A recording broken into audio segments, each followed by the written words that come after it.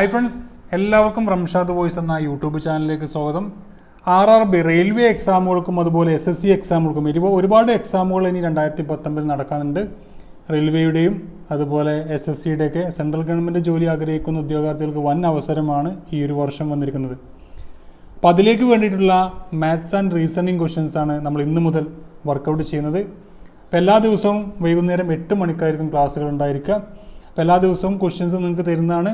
Questions work out ചെയ്ത ശേഷം കുറച്ച് ക്വസ്റ്റ്യൻസ് ഞാൻ ചെയ്യും, അതുപോലത്തെ ക്വസ്റ്റ്യൻസ് നിങ്ങൾക്ക് തരും. നിങ്ങൾ വർക്കൗട്ട് ചെയ്ത് പിറ്റേ ദിവസം പിറ്റേ ദിവസത്തെ വീഡിയോയിൽ ഞാൻ ആ ഒരു ക്വസ്റ്റ്യൻസ് ഉൾപ്പെടുത്തുന്നതാണ്. അപ്പോൾ ആ രീതിയിൽ നമുക്ക് ഡെയിലി ക്ലാസ്സുകൾ ഉണ്ടായിരിക്കും. റെയിൽവേക്കും അതുപോലെ SSCക്കും വേണ്ടിയിട്ട്, റെയിൽവേ ഒരു സെൻട്രൽ ഗവൺമെൻറ് ജോലിക്ക് വേണ്ടിയിട്ടുള്ള ക്ലാസ്സുകളായിരിക്കും ഉണ്ടായിരിക്കാം.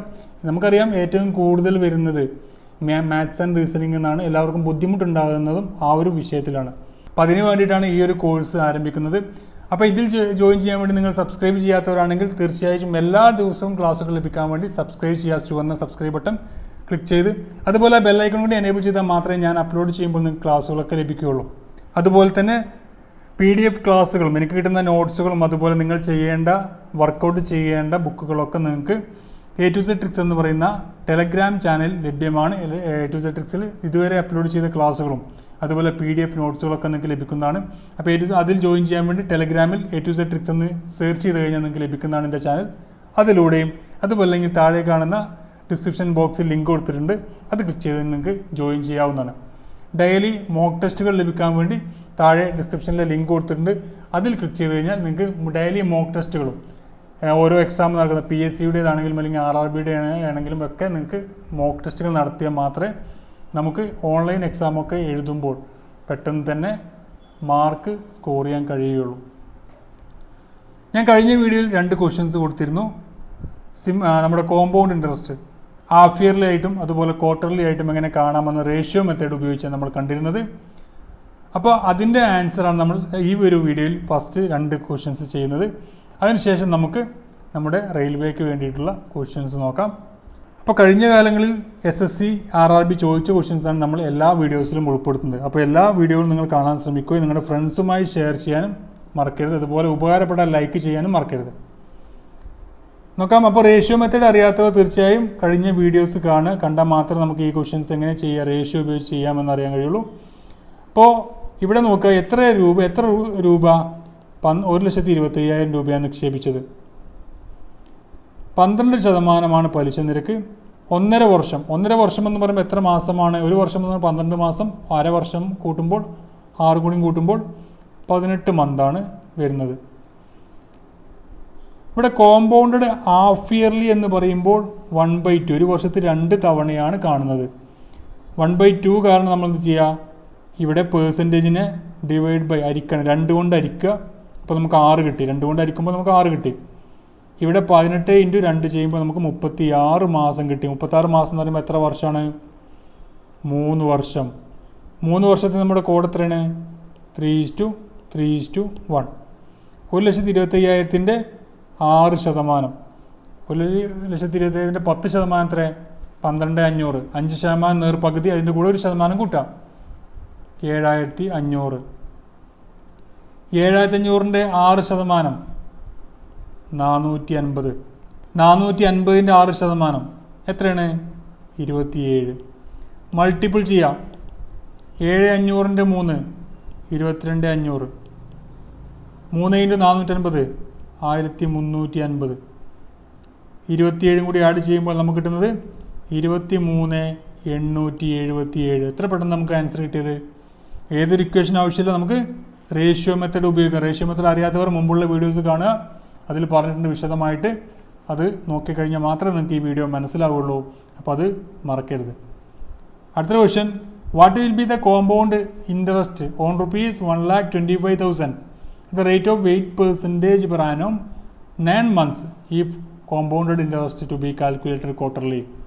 ഞാൻ 1,25,000 നിക്ഷേപിച്ചു. 9 മാസത്തേക്ക് 8% പലിശ നിരക്കിൽ, വാർഷിക പലിശ നിരക്കിൽ 8%. കോമ്പൗണ്ടഡ് ക്വാർട്ടർലി ആണ് പലിശ കണക്കാക്കുന്നത്. റുപ്പീസ് എത്രയാണ്? 1,25,000. 8% പലിശ നിരക്കാണ്. 9 മാസത്തേക്കാണ് നിക്ഷേപിച്ചത്. ക്വാർട്ടർലി എന്ന് പറയുമ്പോൾ ഒരു വർഷത്തിൽ എത്ര 1/4 4 തവണ കണക്കാക്കും. ഈ 4 കൊണ്ട് ഇവിടെ ഹരിക്കുക 4 8 ഹരിക്കണം 4 2%. 9 × 4 36 മാസം. 36 മാസം എന്ന് പറയുമ്പോൾ എത്ര വർഷം? 3 വർഷം. 3 വർഷത്തെ നമ്മൾ റേഷ്യോ 3:3:1. 1,25,000-ൻ്റെ 2%. 1% 1280.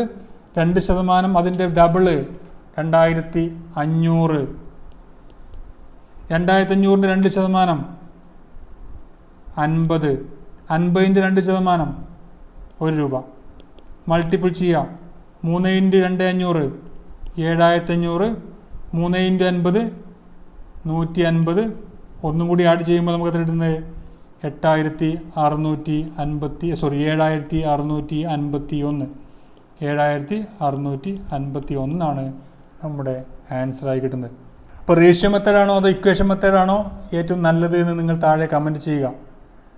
അപ്പോൾ നമുക്ക് റെയിൽവേക്ക് കഴിഞ്ഞ കാലങ്ങളിൽ RRB SSC പരീക്ഷകളിൽ ചോദിച്ചിട്ടുള്ള 2014 SSC എക്സാമുകളിലും RRB എക്സാമുകളിലും ചോദിച്ചിട്ടുള്ള ക്വസ്റ്റ്യൻസാണ് നമ്മൾ എടുത്തിരിക്കുന്നത്.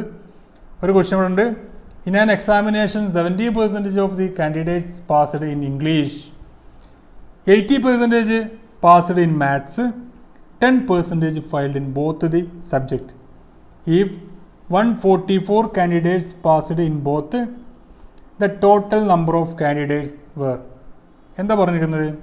70% ആളുകൾ ഇംഗ്ലീഷിന് പാസ്സായി, 80% ആളുകൾ മാത്സിനും പാസ്സായെങ്കിൽ ആ ഒരു ക്ലാസ്സിലെ 10% കുട്ടികൾ 2 സബ്ജക്റ്റിനും തോറ്റു. 144 കുട്ടികൾ 2 പരീക്ഷയിൽ 2 എക്സാമിനും ജയിച്ചു എങ്കിൽ ടോട്ടൽ എത്ര കുട്ടികൾ അവിടെ ഉണ്ടായിരിക്കും? ആ ഒരു ക്ലാസ്സിൽ എത്ര കുട്ടികൾ ഉണ്ടാകും? നമ്മളൊരു വെൻ ഡയഗ്രം വരച്ച് കഴിഞ്ഞാൽ നമുക്ക് പെട്ടെന്ന് ഐഡിയ കിട്ടും. ഇവിടെ നോക്കുക, 2 എക്സാം നടന്നിട്ടുണ്ട്. ഓക്കെ, ഇവിടെ 100% കുട്ടികളായിരിക്കും ഒരു ക്ലാസ്സിൽ ഉണ്ടായിരിക്കുക. എപ്പോഴും ഒത്തിരിക്കുക ബേസാണ്. 100% ആയിരിക്കും ആ ക്ലാസ്സിൽ ഉണ്ടായിരിക്കുക. എത്ര എണ്ണം നോക്കണ്ട, 100% ആയിരിക്കും നമുക്ക് ഉണ്ടായിരിക്കുക ക്ലാസ്സിൽ. ഇവിടെ എക്സാം ഏതൊക്കെയാണ്? ഇംഗ്ലീഷ് ഉണ്ട്, മാത്സും എക്സാം ഉണ്ട്. ഇംഗ്ലീഷിൽ എത്ര കുട്ടികളാണ് ജയിച്ചത്? 70% കുട്ടികളാണ് ഇംഗ്ലീഷിൽ ജയിച്ചത്. 80% കുട്ടികൾ മാത്സിലും ജയിച്ചു. 10% കുട്ടികൾ തോറ്റു. ഇത് രണ്ടിലും പെടാത്ത 10% കുട്ടികളുണ്ട്, തോറ്റു. ഇനി നോക്കുക, ടോട്ടൽ ഇവിടെ എഴുതിയ ഈ ഒരു കോളത്തിനുള്ളിൽ എഴുതിയ പേഴ്സൻറ്റേജ് എത്ര? ടോട്ടൽ 80 + 70 + 10 160% കിട്ടി. 100% മാത്രമുള്ള ക്ലാസ്സിൽ 160% എങ്ങനെയാണ് നമുക്ക് കിട്ടിയത്? കാരണം 60% കുട്ടികൾ ഇവിടെ രണ്ടിലും പാസ്സായ ആളുകളാണ്. ഇംഗ്ലീഷിൽ ഈ 60%, 70% ഇംഗ്ലീഷിൽ പാസ്സായ കുട്ടികളിൽ കുറച്ച് കുട്ടികളുണ്ടാവും എന്ത്? ഇവിടെ മാത്സിലും പാസ്സായ കുട്ടികൾ. അതേപോലെ തന്നെ മാത്സിൽ 80% ഉണ്ടെങ്കിൽ അതിൽ കുറച്ച് കുട്ടികൾ ഇംഗ്ലീഷിലും പാസ്സായിട്ടുണ്ടാവും. ഇപ്പോൾ 2 പരീക്ഷകളിലും പാസ്സായ കുട്ടികളാണ് ഇവിടെ എന്ത്? 60 എന്ന് പറയുന്നത്. 60%. ഈ 60% നമുക്ക് തന്നിരിക്കുന്ന എന്ത്? 144. കാരണം അവിടെ 2 വിഷയത്തിലും പാസ്സായ കുട്ടികളാണ് 144. ഒരു സംഖ്യയുടെ അല്ലെങ്കിൽ ടോട്ടൽ 100%ൻ്റെ 60% എന്ന് പറയുന്നത് 144 ആണെങ്കിൽ അതിന് 100% കാണാൻ എന്താ ചെയ്യുക? 144 ആയിരിക്കണം 60 ചെയ്യുക. അപ്പോൾ അത് 1% കിട്ടും. ഇൻറ്റു 100 ചെയ്ത് കഴിഞ്ഞാൽ നമുക്ക് ടോട്ടൽ കുട്ടികൾ കിട്ടും. എത്ര വരുന്നത്? 0 കട്ട് ചെയ്യുക. 6 14 എത്ര പ്രാവശ്യമാണ്? 2 പ്രാവശ്യം. സിസ്റ്റം 2 24 6 4 പ്രാവശ്യം. 24 × 10 എത്രയാണ്? 240. അപ്പോൾ ടോട്ടൽ കുട്ടികൾ 240 കുട്ടികളിലാണ് 144 കുട്ടികൾ 2 വിഷയത്തിലും പാസ്സായത്. പിന്നെ നമുക്ക് ഓരോ വിഷയത്തിലും പാസ്സായത് ചോദിക്കുകയാണെങ്കിൽ ഇപ്പോൾ ഇംഗ്ലീഷിൽ മാത്രം എത്ര കുട്ടികൾ പാസ്സായെന്ന് ചോദിച്ചാൽ 70% നിന്നും 60% കൊടുക്കുക. വെറും 10% കുട്ടികൾ മാത്രം ഇംഗ്ലീഷിൽ പാസ്സായിട്ടുള്ളൂ. ഇനി നോക്കുക, മാത്സിൽ മാത്രം പാസ്സായത് എത്ര ചോദിച്ചാൽ 80% നിന്നും 60% കൊടുക്കുക. 20% കുട്ടികൾ മാത്രമാണ് മാത്സിൽ പാസ്സായത്. എങ്ങനെ നോക്കുക? ഇംഗ്ലീഷിൽ എത്ര കുട്ടികളാണ്? 10%, മാത്സിൽ 20%, 10% കുട്ടികൾ തോറ്റു, പ്ലസ് 60% കുട്ടികൾ രണ്ടിലും ജയിച്ചു. ഇതാണ് സംഭവിച്ചത്. അപ്പോൾ എത്രയാണ്? 60, 70, 80, 100, മൊത്തം 100%. അങ്ങനെ നമുക്ക് 100% കിട്ടുക. അപ്പോൾ വർക്കൗട്ട് ചെയ്യുക, സിമ്പിളാണ് ക്വസ്റ്റ്യൻസ്. ഇത്തരം ക്വസ്റ്റ്യൻസ് എപ്പോഴും ചോദിക്കാറുണ്ട്, നിങ്ങൾ ചെയ്ത് നോക്കാം. അടുത്ത question, in an examination a student must get 36% marks to pass. A student who gets 190 marks failed by 35 marks the total mark in that examination. ഒരു എക്സാമിൽ 36% മിനിമം പാസിംഗ് മാർക്ക്. 36% കിട്ടിയാലേ പാസ്സാവുള്ളൂ. ഒരു സ്റ്റുഡൻറ്റിന് 190 മാർക്ക് കിട്ടി, പക്ഷേ 35 മാർക്കിന് ആ കുട്ടി തോറ്റു എന്ന് പറഞ്ഞാൽ ടോട്ടൽ ആ ഒരു എക്സാമിൻ്റെ മാർക്ക് 100% ആയിരിക്കും. ഇതെപ്പോഴും ഓർത്തിരിക്കുക. ഇനി നോക്കുക, 36% കിട്ടിയാൽ മാത്രമേ പാസ്സാവുള്ളൂ എന്ന് പറഞ്ഞു. പാസിംഗ് മാർക്കാണ് 36%. പക്ഷേ കിട്ടിയത് എത്ര മാർക്കാണ്? 190 മാർക്ക് കിട്ടി. അതിൻ്റെ കൂടെ തന്നെ പറഞ്ഞ് അതിൻ്റെ കൂടെ 35 മാർക്ക് കൂടി കൂടുതൽ കിട്ടുകയാണെങ്കിൽ പാസ്സാകുമായിരുന്നു. അപ്പോൾ 225 മാർക്ക് കിട്ടിയാൽ പാസ്സാവും എന്ന് പറഞ്ഞാൽ എന്താണ്? ഈ 225 എന്ന് പറയുന്നത് എന്താണ്? 36%. നമ്മൾ നേരത്തെ പറഞ്ഞ അതേ ഐഡിയ എടുക്കുക. ഒരു സംഖ്യയുടെ 36% 225 ആണെങ്കിൽ ആ സംഖ്യ കാണാൻ ഇൻറ്റു 100 ചെയ്താൽ മതി. ഇപ്പോൾ 225 എന്ന് പറയുന്നത് 36 ആണെങ്കിൽ ഇൻറ്റു 100 ചെയ്യുക. അപ്പോൾ നമുക്കെന്ത് കിട്ടും? അതിൻ്റെ 100% കിട്ടും. 225 നമുക്ക് 36 എത്ര പ്രാവശ്യം നോക്കാം? 6.25 ആണ്. അപ്പോൾ 6.25 ഇൻറ്റു 100 ചെയ്ത് കഴിഞ്ഞാൽ നമുക്ക് ടോട്ടൽ മാർക്ക് കിട്ടി. എത്രയാണ്? 625 മാർക്കാണ് ടോട്ടൽ ആ ഒരു എക്സാമിൻ്റെ മാർക്ക്. 100% ആണ് 625. അപ്പോൾ ശ്രദ്ധിക്കുക, ഇത്തരം ക്വസ്റ്റ്യൻസ് സാധാരണ എപ്പോഴും ചോദിക്കാറുണ്ട്. അപ്പോൾ ഓരോ നമ്മൾ ഐഡിയ അനുസരിച്ച് നമ്മൾ ഒരു ഇക്വേഷൻ ഉപയോഗിക്കണ്ട, ജസ്റ്റ് നമ്മുടെ ഐഡിയ അനുസരിച്ച് ഉപയോഗിക്കുക. ആ ഒരു ക്വസ്റ്റ്യൻ്റെ എങ്ങനെയാണ് വന്നിരിക്കുന്നത് അത് ജസ്റ്റ് ഒന്ന് ഓർത്തിരിക്കുക, അത്ര മാത്രമേ ഉള്ളൂ. അപ്പോൾ ഇത്തരം ക്വസ്റ്റ്യൻസ് വർക്കൗട്ട് ചെയ്യുക, എങ്കിൽ മാത്രമേ നമുക്ക് മാർക്ക് സ്കോർ ചെയ്യാൻ കഴിയുള്ളൂ. ഇവിടെ വളരെ സിമ്പിളായിട്ടുള്ള ക്വസ്റ്റ്യൻ തന്നെയാണ്. അടുത്ത നോക്കാം. 2 candidates contested in an election. One get 60% of the votes and won by 1600 votes. What is the number of vote polled? ഒരു ഇലക്ഷൻ നടക്കുകയാണ്. ഇലക്ഷനിൽ 60% കിട്ടിയ എന്താ പറയുക കാൻഡിഡേറ്റ്സ് വിജയിച്ചു. 1600 വോട്ടുകൾക്കാണ് വിജയിച്ചത്. അങ്ങനെയെങ്കിൽ അവിടെ എത്ര വോട്ടുകൾ നടന്നിട്ടുണ്ടാവും നോക്കുക. മൊത്തം ഇലക്ഷൻ എത്രയാണ്? എത്ര % ആയിരിക്കും? 100% ആയിരിക്കും ഇലക്ഷൻ വോട്ടുകൾ നടന്നിട്ടുണ്ടാകുക. അതിൽ എ എന്ന് പറയുന്ന കാൻഡിഡേറ്റ്സിന് 60% വോട്ട് കിട്ടി. ഈ നോക്കുക, ബി എന്ന് പറയുന്ന കാൻഡിഡേറ്റ്സിന് ബാക്കി എത്ര കിട്ടിയിട്ടുണ്ടാവും? 100% നിന്നും 60% പോയ എത്ര? 40% ബിക്ക് കിട്ടി. ഇവിടെ ഇപ്പോൾ നമ്മൾ പറഞ്ഞിട്ടുണ്ട് 1600 വോട്ടുകൾക്ക് വിജയിച്ചു എന്ന് പറഞ്ഞാൽ ബിയേക്കാൾ എക്ക് കൂടുതൽ കിട്ടിയത് കൊണ്ടല്ലേ? ബിയേക്കാൾ 1600 വോട്ട് അധികം കിട്ടിയത് കൊണ്ടാണ് എ വിജയിച്ചത്. അപ്പോൾ നോക്കാം, ഇവിടെ എയും ബിയും തമ്മിലുള്ള വ്യത്യാസം എത്ര % ആണ്? 60 40 പോയാൽ 20% വ്യത്യാസമാണ് ഇവിടെ ഉള്ളത്. ആ 20% 1600. അപ്പോൾ നമുക്ക് 100% ടോട്ടൽ വോട്ട് കാണാൻ എന്താ ചെയ്യുക? 1600 20% ആണെങ്കിൽ 1600 ആയിരിക്കണം 20 ചെയ്ത് കഴിഞ്ഞാൽ നമുക്ക് ആ സംഖ്യയുടെ 1% കിട്ടും. ഇൻറ്റു 100 ചെയ്ത് കഴിഞ്ഞാലോ 100% കിട്ടി. നോക്കുക, 2 കട്ട് ചെയ്തു 5 പ്രാവശ്യം. 1600 ഇൻറ്റു 5, 1600 ഇൻറ്റു 10 എത്ര? 16000. നേർപകുതി 8000. 8000 വോട്ടാണ് ടോട്ടൽ അവിടെ വോട്ടുള്ളത്. അതിലാണ് 60% നമ്മുടെ എക്കും 40% ബിക്കും കിട്ടിയത്. അങ്ങനെയാണ് 1600 വോട്ടുകൾക്ക് നമ്മുടെ എ വിജയിച്ചത്. അപ്പോൾ ഇനി 3 ക്വസ്റ്റ്യൻസ് ഞാൻ നിങ്ങൾക്ക് ചെയ്യാൻ തരികയാണ്. പ്രാക്ടീസ് ചെയ്താൽ മാത്രമേ എക്സാമിന് മാർക്ക് സ്കോർ ചെയ്യാൻ കഴിയുള്ളൂ. അതുകൊണ്ട് ഈ 3 ക്വസ്റ്റ്യനും നിങ്ങൾ മാക്സിമം ചെയ്യാൻ ശ്രമിക്കുക. അതിൻ്റെ ആൻസർ നിങ്ങൾ താഴെ കമൻറ്റ് ചെയ്യുക. കിട്ടിയില്ലെങ്കിൽ പാസ് എന്നെങ്കിലും ആ ഒരു ക്വസ്റ്റ്യൻ നമ്പറോട് പാസും കമൻറ്റ് ചെയ്യുക.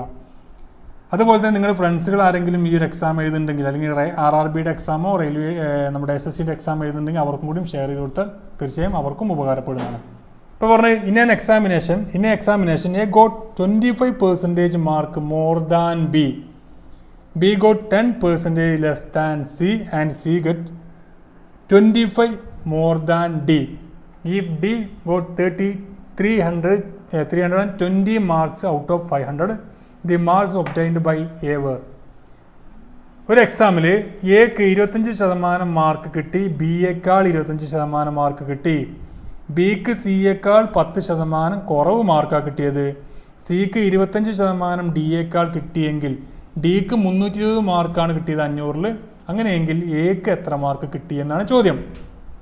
ചെയ്ത് നോക്കുക, ക്വസ്റ്റ്യൻസ് എഴുതി നോക്കുക, എഴുതിയിട്ട് ചെയ്യാൻ ശ്രമിക്കുക. അടുത്ത ക്വസ്റ്റ്യൻ എന്താണ്? In an election between 2 candidates, the candidates getting 60% of the votes polled is elected by a majority of 14,000 votes. The number of votes polled by the winning candidates. ഒരു ഇലക്ഷനിൽ 2 കാൻഡിഡേറ്റ്സ് തമ്മിൽ മത്സരിക്കുകയാണ്. ഒരാൾക്ക് 60% വോട്ട് കിട്ടി, അദ്ദേഹം 14,000 വോട്ടിൻ്റെ മെജോറിറ്റിയിൽ വിജയിച്ചു. അങ്ങനെയെങ്കിൽ അവിടെ വിന്നിങ് കാൻഡിഡേറ്റ്സിൻ്റെ വോട്ട്സ് എത്ര എണ്ണം അയാൾക്ക് കിട്ടി, എത്ര വോട്ടാണ് അയാൾക്ക് കിട്ടിയത് ചെയ്ത് നോക്കുക. ചെയ്തിട്ട് ആൻസർ കമൻറ്റ് ചെയ്യുക. അടുത്തത് in an office 40% of the staff is female. 40% of the female and 60% of the male voted for me. The percentage of vote I got was. എൻ്റെ ഓഫീസിൽ 40% സ്റ്റാഫ് ഫീമെയിൽ സ്റ്റാഫാണുള്ളത്.